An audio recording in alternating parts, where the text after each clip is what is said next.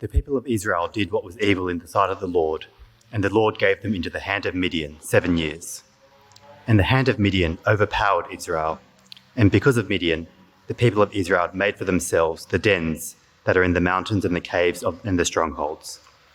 For whenever the Israelites planted crops, the Midianites and the Amalekites and the people of the east would come up against them. They would encamp against them and devour the produce of the land as far as Gaza, and leave no sustenance in Israel, and no sheep or ox or donkey. For they would come up with their livestock and their tents, and they would come like locusts in number. Both they and their camels could not be counted, so that they laid waste the land as they came in. And Israel was brought very low because of Midian, and the people of Israel cried out for help to the Lord. When the people of Israel cried out to the Lord on account of the Midianites, the Lord sent a prophet to the people of Israel. And he said to them, "Thus says the Lord, the God of Israel, I led you up from Egypt and brought you out of the house of slavery, and I delivered you from the hand of the Egyptians and from the hand of all who oppressed you, and drove them out before you and gave you their land. And I said to you, I am the Lord your God. You shall not fear the gods of the Amorites in whose land you dwell, but you have not obeyed my voice." Now the angel of the Lord came and sat under the terebinth at Ophrah, which belonged to Joash the Abiezrite, while his son Gideon was beating out the wheat in the winepress to hide it from the Midianites. And the angel of the Lord appeared to him and said to him, "The Lord is with you, O mighty man of valour." And Gideon said to him, "Please, my Lord, if the Lord is with us, why then has all this happened to us?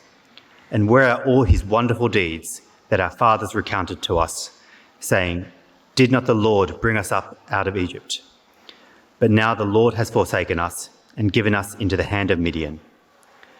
And the Lord turned to him and said, "Go in this might of yours and save Israel from the hand of Midian. Do not I send you?" And he said to him, "Please, Lord, how can I save Israel? Behold, my clan is the weakest in Manasseh, and I am the least in my father's house." And the Lord said to him, "But I will be with you, and you shall strike the Midianites as one man." And he said to him, "If now I have found favour in your eyes, then show me a sign that it is you who speaks with me. Please do not depart from here until I come to you and bring out my present and set it before you." And he said, "I will stay till you return." So Gideon went into his house and prepared a young goat and unleavened cakes from an ephah of flour. The meat he put in a basket, and the broth he put in a pot, and brought them to him under the terebinth and presented them. And the angel of the God said to him, "Take the meat and the unleavened cakes and put them on this rock and pour the broth over them." And he did so. Then the angel of the Lord reached out the tip of the staff that was in his hand and touched the meat and the unleavened cakes. And fire sprang out from the rock and consumed the meat and the unleavened cakes. And the angel of the Lord vanished from his sight. Then Gideon perceived that he was the angel of the Lord. And Gideon said, "Alas, O Lord God, for now I have seen the angel of the Lord face to face." But the Lord said to him, "Peace be to you. Do not fear, you shall not die." Then Gideon built an altar there to the Lord and called it, "The Lord is Peace." To this day it still stands at Ophrah, which belongs to the Abiezrites. That night the Lord said to him, "Take your father's bull and the second bull 7 years old, and pull down the altar of Baal that your father has, and cut down the Asherah that is beside it, and build an altar to the Lord your God on the top of the stronghold here, with stones laid in due order. Then take the second bull and offer it as a burnt offering with the wood of the Asherah that you shall cut down." So Gideon took 10 men of his servants and did as the Lord had told him. But because he was too afraid of his family and the men of the town to do it by day, he did it by night. When the men of the town rose early in the morning, behold, the altar of Baal was broken down, and the Asherah beside it was cut down, and the second bull was offered on the altar that had been built. And they said to one another, "Who has done this thing?" And after they had searched and inquired, they said, "Gideon, the son of Joash, has done this thing." Then the men of the town said to Joash, "Bring out your son, that he may die, for he has broken down the altar of Baal and cut down the Asherah beside it." But Joash said to all who stood against him, "Will you contend for Baal, or will you save him? Whoever contends for him shall be put to death by morning. If he is a god, let him contend for himself, because his altar has been broken down." Therefore, on that day, Gideon was called Jerubbaal, that is to say, "Let Baal contend against him," because he broke down his altar. Now all the Midianites and the Amalekites and the people of the east came together, and they crossed the Jordan and encamped in the valley of Jezreel. But the Spirit of the Lord clothed Gideon, and he sounded the trumpet, and the Abiezrites were called out to follow him. And he sent messengers throughout all of Manasseh, and they too were called out to follow him. And he sent messages to Asher, Zebulun, and Naphtali, and they went up to meet them. Then Gideon said to the Lord, "If you will save Israel by my hand, as you have said, behold, I am laying a fleece of wool on the threshing floor. If there is dew on the fleece alone, and it is dry on the ground, then I shall know you will save Israel by my hand, as you have said." And it was so. When he rose early the next morning and squeezed the fleece, he wrung enough dew from the fleece to fill a bowl with water. Then Gideon said to God, "Let not your anger burn against me. Let me speak just once more. Please let me test just once more with the fleece. Please, let it be dry on the fleece only, and on all the ground let there be dew." And God did so that night, and it was dry on the fleece only, and on all the ground there was dew.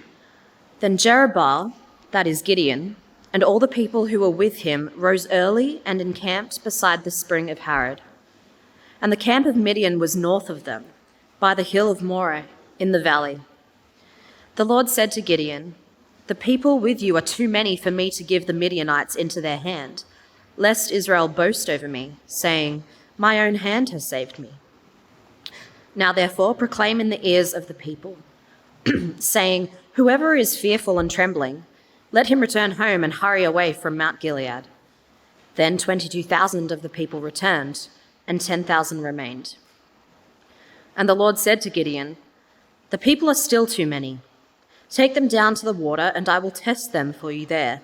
And anyone of whom I say to you, 'This one shall go with you,' shall go with you. And anyone of whom I say to you, 'This one shall not go with you,' shall not go." So he brought the people down to the water.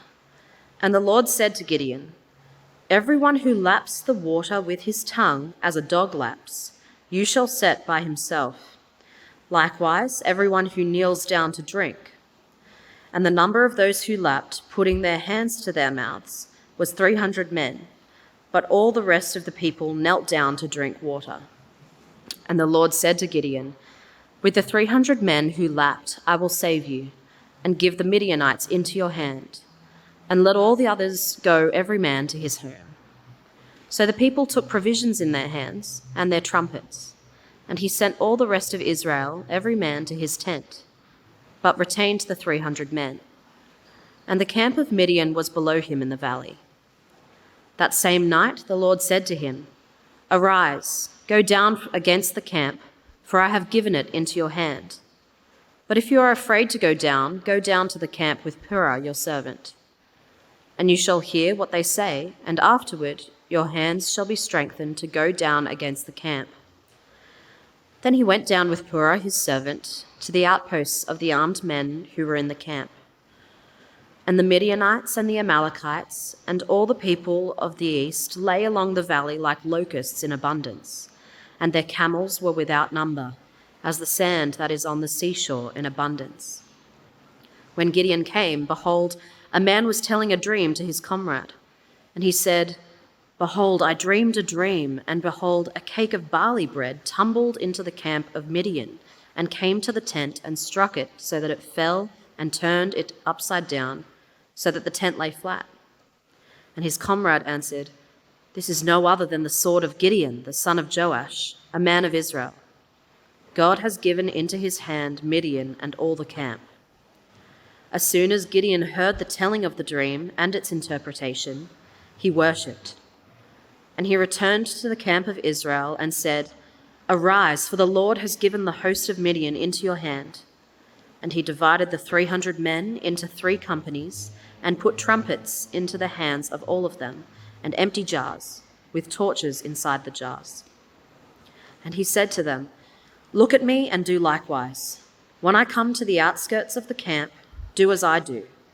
When I blow the trumpet, I and all who are with me, then blow the trumpets also on every side of all the camp and shout, 'For the Lord and for Gideon.'" So Gideon and the 100 men who were with him came to the outskirts of the camp at the beginning of the middle watch, when they had just set the watch. And they blew the trumpets and smashed the jars that were in their hands. Then the 3 companies blew the trumpets and broke the jars. They held in their left hands the torches, and in their right hands the trumpets to blow. And they cried out, "A sword for the Lord and for Gideon." Every man stood in his place around the camp, and all the army ran. They cried out and fled.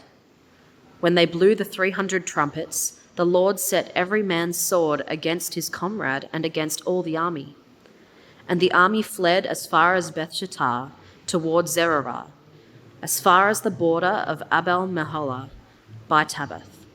And the men of Israel were called out from Naphtali and from Asher and from all Manasseh, and they pursued after Midian. Gideon sent messengers throughout all the hill country of Ephraim, saying, "Come down against the Midianites and capture the waters against them, as far as Beth-barah and also the Jordan." So all the men of Ephraim were called out, and they captured the waters as far as Beth-barah and also the Jordan. And they captured the 2 princes of Midian, Oreb and Zeb. They killed Oreb at the rock of Oreb, and Zeb they killed at the winepress of Zeb. Then they pursued Midian, and they brought the heads of Oreb and Zeb to Gideon across the Jordan. This is the word of the Lord. Well, thank you to Andrew and Ash for that truly heroic Bible reading. It is wonderful to be with you. Good morning. My name is Derek. I have the great privilege of sharing from the Bible with you this morning. I am father of Andrew, and after much consideration, yes, the strongest in my family. But first, let me lead us in prayer. God, we thank you that we get to spend time together to listen to your word in the Bible, to consider what it says, and to reflect on how it should shape our lives. Help me this morning to be clear and faithful in speaking what you would want us to hear, and help all of us to be clear and faithful in how we understand and how we respond to your word. Amen. Well, the longer I'm part of this church, the more impressed and more aware I am of some of the amazing things that people can do. All manner of things that are so great, but that I know I just can't do, or perhaps won't do. So music, singing, cooking and baking amazing things, running half marathons, being fluent in different languages, all sorts of things that are really, really great. The list goes on. All wonderful things, all things that are fantastic for people to do, but all things that I can't do. Perhaps you're like this too. Perhaps there are things that you admire in others, but think, I just can't do that. There's a sense in which that's right, isn't it? God's made all of us different. We've all got different gifts and different talents and abilities.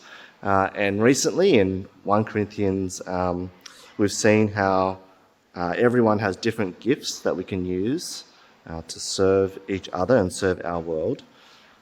But I suspect there are times when we kind of use that "I can't do that" as a kind of excuse. Times when we know that something is good, but we think, well, I just can't do that, and so I'm not going to try. A few years ago, I taught a Year 8 maths class, and it's really common to see in maths students kind of give up and not try. They will say, I've never been good at maths, or my parents aren't good at maths, my brothers and sisters aren't good at it. I just know that I'm not going to be able to do it, and so I won't try. Sure, maths might be good and important, and it's great for other people who are good at to do it, and I'm sure it's fantastic for them, but I'm just not good at it. At least I don't think I'd be good at it, and so I won't even try. Sometimes I even get a sense that students actually don't even want to be good at it, even if they were. Right? It can be like this with our Christian lives. See, we see things in other people that are great, not just the way people use their gifts, but people who are courageous in telling other people about Jesus, or who are proactive in inviting people to church, or who are super faithful in prayer over lots and lots of years, or sacrificial in serving other people, or super generous in giving their money or their time, or even just really disciplined in pursuing holiness and godliness, or persevering under really difficult circumstances. Right? We know that these things, personal evangelism, volunteering, being generous, praying, pursuing holiness, we know that all these things are great. We know that it's great to be doing these things. But sometimes we think, well, I can't do it as well as those people do it, and so, well, I won't try. I mean, it's good. People should totally do that, but it's other people who should totally do that, not me. When I was in my 20s and I first left my job in engineering to go into full-time ministry, I discovered that lots of people had the same kind of attitude towards Christian ministry as they did towards being in the army. This is perhaps a very middle-class Asian thing. But their attitude was, being in Christian ministry, being in the army, it's a very noble thing to do. And people who do it should be totally respected and honoured. But there is no way that I'm ever going to do that. And there is absolutely no way that any of my kids is ever going to do that. God needs to choose someone else. We've been going through the book of Judges, and right at the beginning of this series, Mike gave a children's spot, a kid's spot, where he described who the judges were. And we were shown that we shouldn't think of the judges as like legal figures, but more like this. So this picture, and I've got to thank Ash for this picture. We see the judges, they're more like people who led God's people in battle. So you see they've got the body or the physique of a bodybuilder. But their job was also to lead God's people in obeying God and following him. So having something like the head of our minister, Huey, for whom I'm very thankful is returning very soon. That might be enough of that slide, though. If we can go back to our other one. Fantastic. Now, sometimes the judges had flaws that were really obvious and somewhat horrifying. But at other times, we look at the judges and we see that they do really amazing things. So such things are so good or so big that they seem unrealistic to us, because they're turning the whole of God's people away from idolatry, away from disobedience to God, back to God. And they defeat whole foreign armies and oppressors and rescue God's people. I mean, it's amazing, but I'm just not going to do that. So the story of Gideon is actually a really good story for us, because Gideon is a really reluctant judge. He just doesn't want to do it. And he shows us what it means to have faith, what it really means to trust God. So point one in our outline, Gideon's story tells us or shows us that God is patient with our doubts. So over in Judges chapter 6, we see God call Gideon. The angel of the Lord appears to him, but Gideon is very, very reluctant. It's like the call of Moses at the burning bush we looked at last year in Exodus. So in verse 12, the angel comes to Gideon and calls him a mighty man of valor, and Gideon's response, his first response, is actually to doubt God's goodness. So we see in verse 13, Gideon says, "Please, my Lord, if the Lord is with us, then why has all this happened to us? And where are all his wonderful deeds that our fathers recount to us, saying, 'Did not the Lord bring us up from Egypt? But now the Lord has forsaken us and given us into the hand of Midian.'" So Gideon doesn't say, "Hello, God. It's an honor, it's a privilege to meet you." It's no, "I'm not worthy." No, Gideon goes straight into complaining mode. He says, where have you been? We're told you did all these things in the past, but what have you been doing lately? Now, if I was God, just for that, I would have struck Gideon down with lightning or something, right? But God or the angel tells him, no. He says, go in this might of yours and save Israel from the hand of Midian. Do not I send you? So, Gideon, you want God to do something? I am doing something. I am sending you. But Gideon says to like Moses, Gideon says, I can't do it. Can't do it. My clan is the weakest in my tribe, and I am the weakest in my family. And all God says to him is, I will be with you. Now, this is almost enough for Gideon, but not quite enough. And so we saw that he still has doubts. Verse 17, Gideon says, if I have found favour in your eyes, then show me a sign. And the sign is he prepares his offering of meat and bread cakes, and when he goes to present it, fire springs up out of nowhere and consumes the whole lot, and Gideon realises it's God, and he's scared. He thinks, I'm going to die. Like, not just because it's God, but because of all these disrespectful things he's just said. But Gideon doesn't die. Instead, Gideon's given a job. Remove the idols, and to his credit, Gideon does it.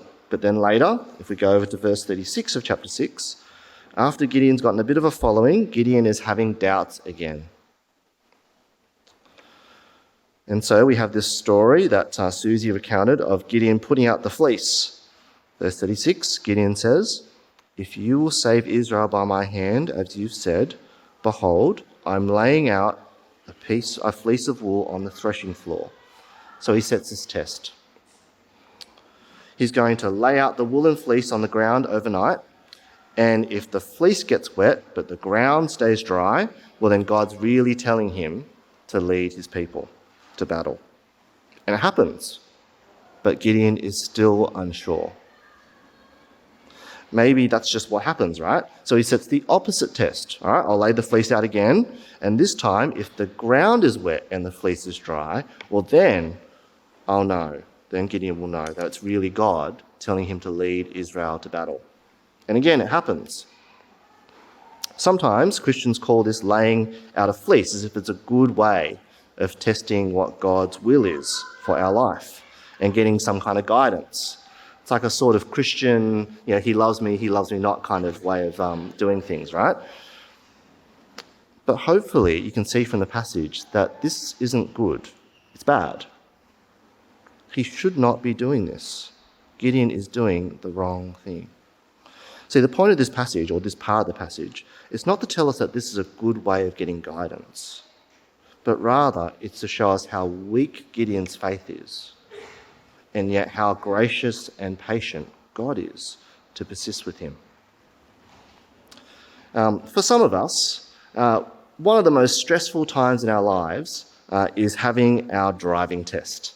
As I see year 11 students often tell me that one at a time they're going for their driving test now of varying results.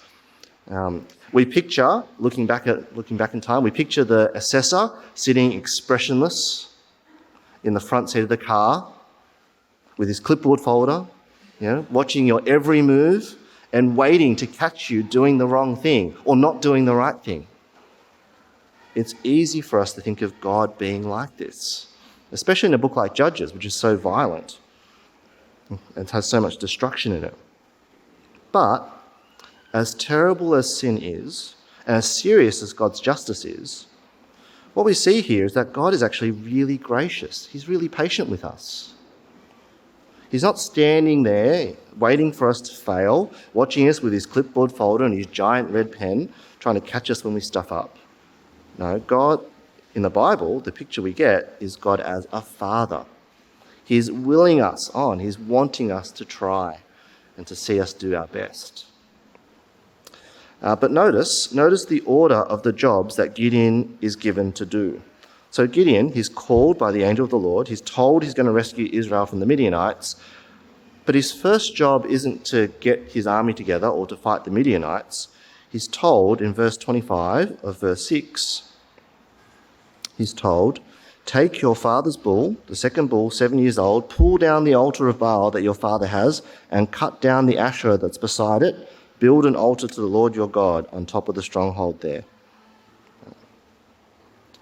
In other words, before he's going to fight the Midianites, he needs to get rid of the idols and to bring people back to worshipping God. So that's point 2 in the outline. God's more concerned with our devotion and our holiness. See, the Midianites were not the main problem that the Israelites had. Right? The main problem they had was that they rejected God. It was their idolatry, their ungodliness.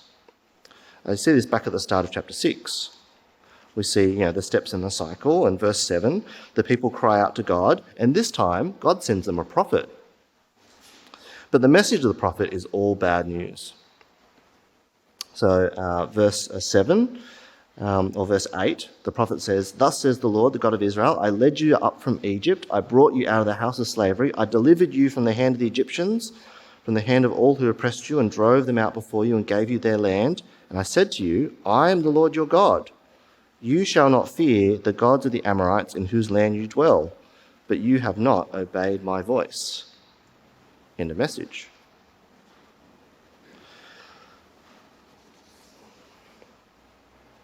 See, there's nothing in this message about the Midianites.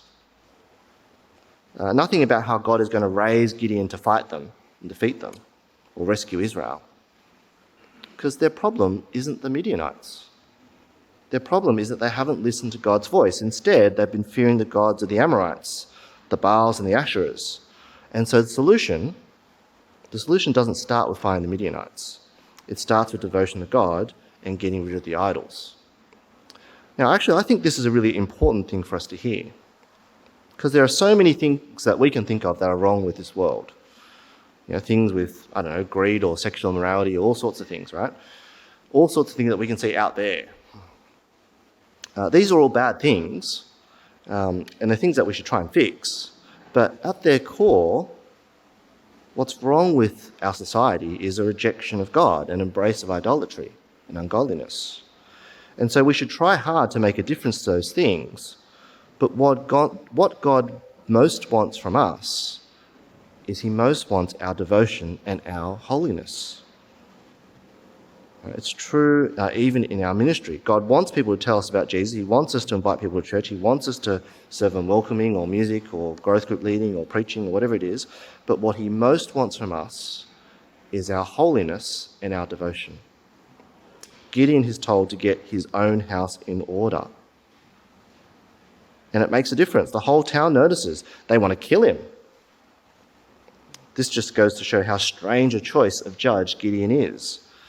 Because not as if his dad had these little statues on his cupboard inside the house, like my parents have. No, these idols were so big, they were so significant that the whole town noticed they were missing the next morning. It sounds as if Gideon's father was the town's priest of Baal. And so when Gideon takes it down, Gideon is given the nickname Jerubbaal, as the one who contends with Baal, or if you like, the Baal fighter. He's going to be the one who leads Israel to victory. But notice what he's going to be known for. It's his seriousness in taking on idolatry. That's his name. As Christians, we want to be people who make a difference in our world. We want to be people who use our gifts to serve each other in our church and our world. But we should want to most be known for our devotion and our holiness. Well, in chapter 7, if we go on, we see the story of how Gideon leads Israel to victory over Midian.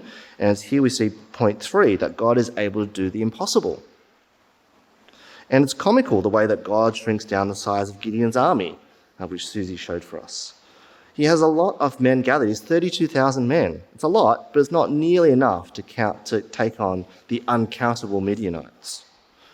But in verse 2 of chapter 7, God says, the people with you are too many to give the Midianites into their hand. Let Israel boast over me, saying, my own hand has saved me. Gideon and the people need to know that it's God who's doing this. And so God tells the men that whoever's scared, you can go home. And so more than 2/3 of the army go home. He's only left with 10,000 men. But God says, still too many. So he sets up this strange test about how people drink water.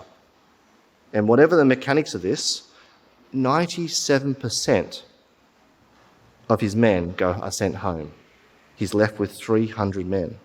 Now, the point of this passage, the point of the story, it's not like these men were better or worse than the others. It's not that they were more or less prepared for battle. It's not that they were more or less devoted to God. The point is just that there were less of them. 97% less of them, right? 300 weirdos out of 10,000 who drink water like dogs.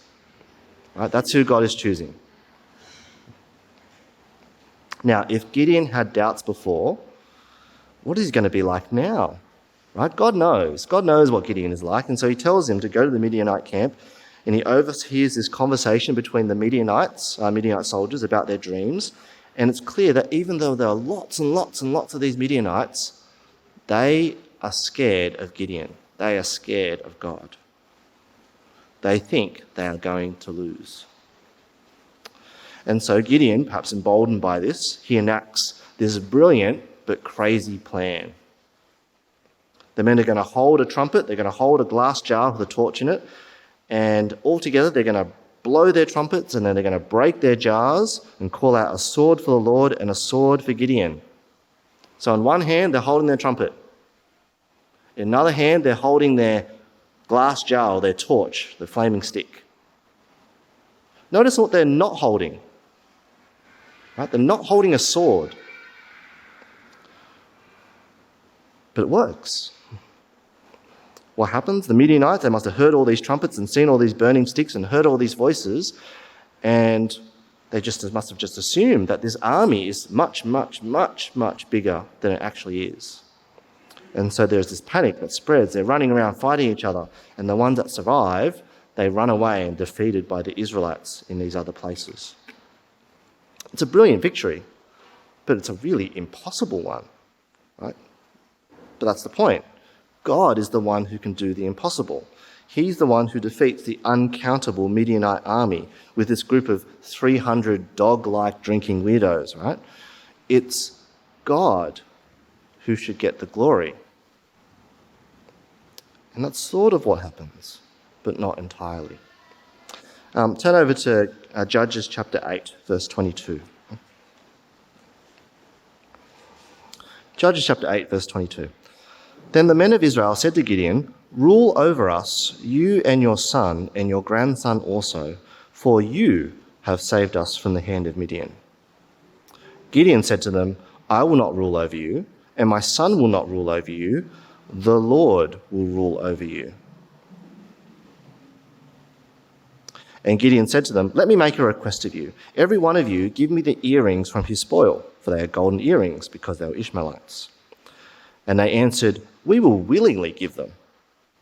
And they spread a cloak, and every man threw in it the earrings of his spoil, and the weight of the golden earrings that he requested was 1,700 shekels, about 18 kilos, of gold, beside the crescent ornaments and the pendants and the purple garments worn by the kings of Midian, and beside the collars that were round the necks of their camels. And Gideon made an ephod of it and put it in his city in Ophrah. And all Israel whored after it there, and it became a snare to Gideon and his family. Midian was subdued before the people of Israel. They raised their heads no more. And the land had rest 40 years in the days of Gideon. See, God is meant to be the one getting the glory. But notice who the people want to glorify. They want to glorify Gideon.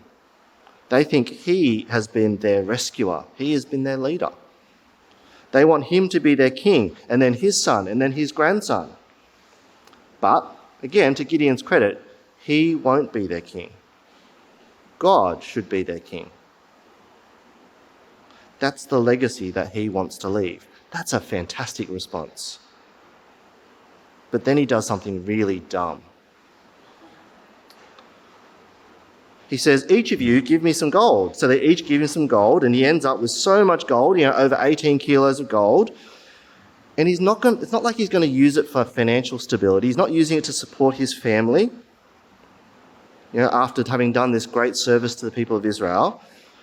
No, he uses it to make an ephod, like an apron-looking kind of robe thing. And this ephod, it becomes almost like this statue that lives in his hometown, and people come from all around to come and worship it. They come to worship him. See, right back at the start, Gideon is told, he's told to tear down the idols in his father's house, to bring people back to worshipping God. But now that everything is done, now that all this victory has happened, Gideon stuffs up. He sets up a new idol to himself. And sadly, this is the legacy he ends up leaving. He's come so close to doing the right thing. He said he won't be king. God should be their king. But, well, he's done this great thing. So he wants just that little bit of honour for himself. And this is what happens. See, the same can happen for us. We can say that Jesus should get all the glory. But as soon as we start saying, you know what, maybe I did this really good thing, maybe I should get a little bit of the glory too, well, then the whole thing can kind of fall over like this. We actually need to be ruthless. We need to be single-minded in making sure that we're doing everything so that Jesus is the one being glorified. Well, putting it all together, what does this mean for us? What does it mean to trust God? Well, it means trusting the God who is patient and gracious with us, even when we have our doubts. God isn't trying to trap us or judge us for doing the wrong thing. God wants us, he's willing us to try our best. What does it mean to trust God? Well, it means being concerned with our personal devotion to God and our holiness, getting our own house in order before we make a difference in the world, or as we make a difference in the world. What does it mean to trust God? It means leaving a legacy where we point to Jesus as the one who deserves the glory. But what does it mean to trust God? Well, ultimately, it means putting our trust in the God who is able to do the impossible. In the story of Gideon, the impossible thing is not just that God defeats the Midianites with these 300 dog-like drinking weirdos, right? The impossible thing is also that God does it through Gideon. This reluctant, constantly doubting guy who lives in this place where he's got these giant statues to Baal and Asherah. See, God can do the impossible through us. It's impossible for sins to be forgiven. It's impossible to convince people who are dead in sin to see their need for forgiveness and come back to God. It's impossible by ourselves to be able to defeat sin in our life. But God can do these impossible things. Actually, God has already done these impossible things in your life. And God can and will use you to keep doing these impossible things in our world. Back when I taught Year 8 Maths, I told my class that I had one rule, one expectation that I had to do all the time. It was one word: try. Try. If you spent half an hour at home working, even if you didn't finish all the homework, even if you didn't get all the answers right, you tried. And that's what I wanted. Right? In our Christian lives, we know that there are certain things that are good for us to do. Courageous in telling other people about Jesus, proactive in inviting people to church, super faithful in praying, sacrificial in serving, generous in giving, disciplined in pursuing holiness and godliness. They are all fantastic things, but things that to us might seem impossible to do well. Well, Gideon is a good model for us. he's someone who's really reluctant. He doesn't think he can do it. But we see him grow in faith. We see him, even though he remains flawed, we see him obedient. He tries, and God uses him to do the impossible. You and I, we might change the world in really big ways. We might bring social reforms. We might bring loads of people to Christ. We might grow lots of people in our church, in our faith. We might grow massively in our own personal holiness. We might. I hope we do. But we might not. I mean, after all, these things are impossible. But, like my maths class, God has one expectation. We try. And he gives us the same assurance that he gives Gideon. I am with you. And it's God who's the one who can do the impossible. Let's pray. Well, Heavenly Father, we confess that often we are reluctant. We're timid in our devotion to you, our holiness or our service. Help us to be people who trust that you can do the impossible. Help us to be people who remember all that you have done for us in the past through our Lord Jesus, so that we would try. And Father, we ask that through us, as we try, that you would do truly great, truly impossible things through us. And we pray in Jesus' name. Amen.